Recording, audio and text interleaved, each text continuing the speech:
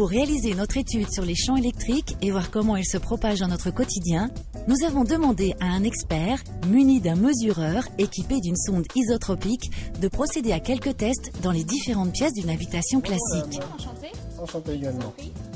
Cet appareil, utilisé également dans les principaux laboratoires agréés, va nous donner une lecture précise du champ électrique émis dans cette maison.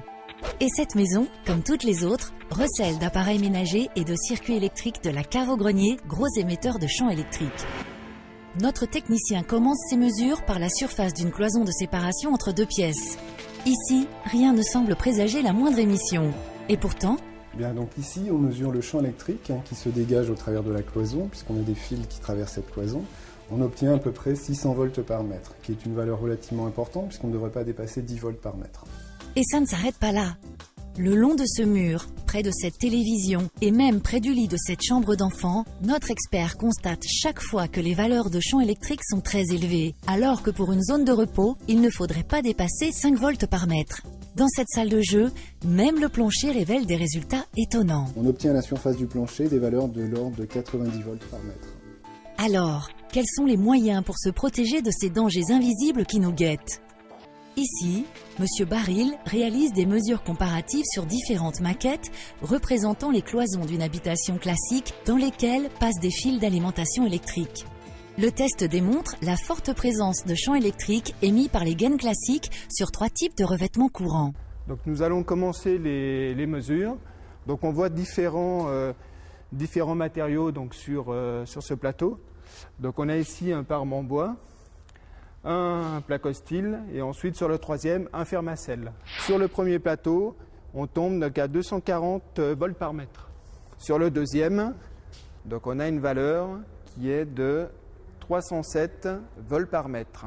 Et sur le troisième, donc on a une valeur qui est de 311 volts par mètre. Notre technicien réalise à présent ce test dans les mêmes conditions en installant cette fois-ci un tout nouveau type de gaine, la gaine flex-arrêt. Et là, le résultat est spectaculaire. On trouve donc une valeur cette fois-ci qui est donc de 1,9 volts par mètre. On a cette fois-ci une valeur qui est donc de 2 volts par mètre. Avec la gaine donc flex-arrêt, on trouve une valeur qui est de donc 1,7 volts par mètre. En utilisant la gaine flex-arrêt, la valeur est quasiment nulle. Cette expérience nous prouve que la gaine flex-arrêt permet d'atténuer à plus de 99% donc l'émission de champ électrique par rapport à une gaine standard. Alors, comment cela est-il possible ? La réponse réside dans la fabrication de la gaine elle-même. Contrairement aux gaines classiques, la gaine flex-arrêt repose sur une technologie brevetée multicouche, dont l'une est électriquement conductrice qui empêche l'émission de champs électriques. Parce que ce sont bien les réseaux de fils électriques cachés derrière nos cloisons qui sont les émetteurs de ces champs électriques, ces tests nous démontrent la réelle efficacité de la gaine flex-arrêt sur leur atténuation dans notre environnement. Alors, la gaine flex-arrêt nous permettra-t-elle de dormir sur nos 2 oreilles à présent ?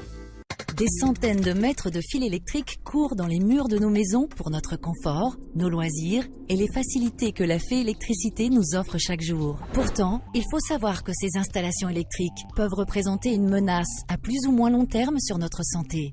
En effet, ce sont les champs électromagnétiques, ces ondes invisibles émises par l'électricité, qui sont pour de nombreux chercheurs, médecins et psychologues, cause de troubles neurovégétatifs, de perte du sommeil, d'angoisse, de stress. Les nombreuses études internationales, y compris celles de l'OMS, ont démontré qu'elles seraient même la cause de certains cancers. Alors, que sont ces champs électriques qui, selon l'intensité et les durées d'exposition, peuvent perturber ainsi le fonctionnement de notre organisme ? Dans nos habitations, il s'agit principalement de champs électriques de fréquence 50 Hz qui sont dangereux pour notre santé. Ils sont générés par les appareils domestiques, mais plus encore par les kilomètres de fils de nos installations électriques.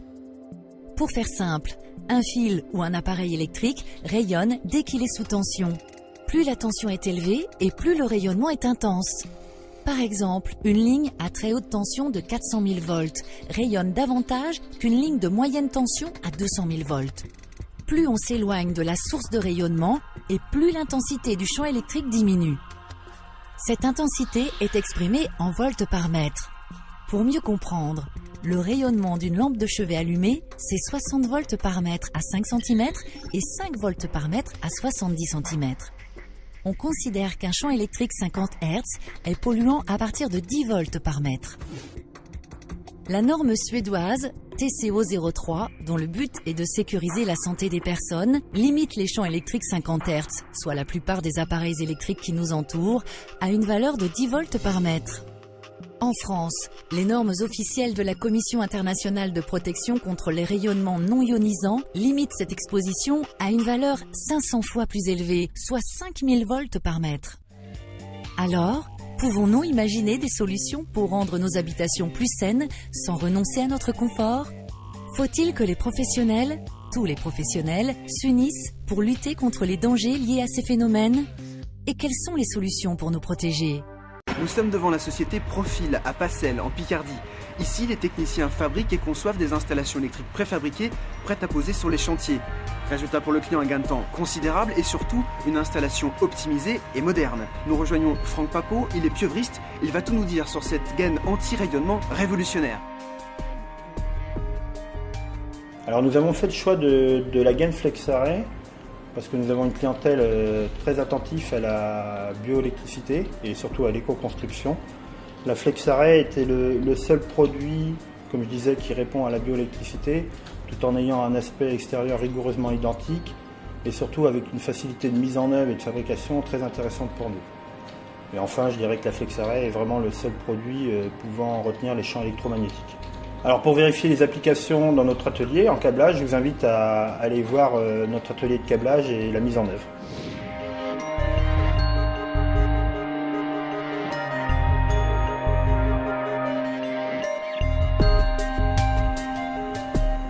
Donc là on arrive au poste à câbler.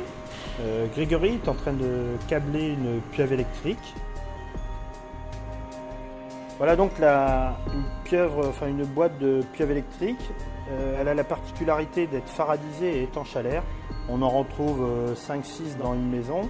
Là on voit Grégory qui est en train de relier le fameux fil de la FlexArray à la terre pour évacuer donc les champs électriques. Cet ensemble de boîtes va être soigneusement conditionné et partir sur chantier chez nos clients.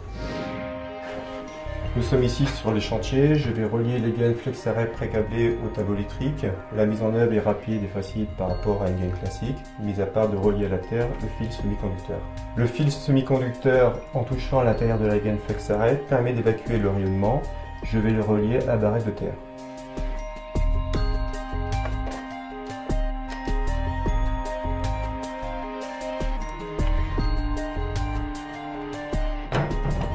Je viens de terminer le tableau électrique. L'étape suivante est de câbler tout l'appareillage, les interrupteurs, les prises de courant et les points de centre lumineux.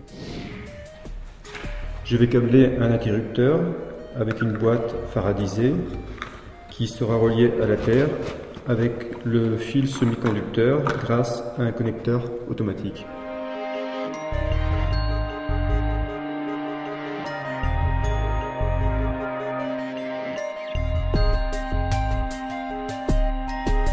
Un point important, c'est de relier le fil semi-conducteur de chaque ligne à son extrémité à la terre.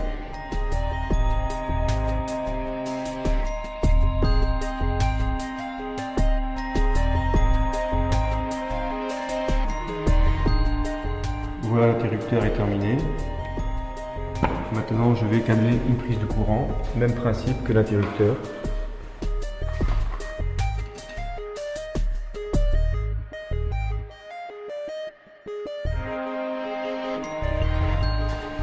Je vais installer un point de centre lumineux, même principe que la prise de courant et l'interrupteur. Il s'agit de relier à la terre le fil semi-conducteur, le fil de terre de l'installation et le fil de terre de la boîte faradisée.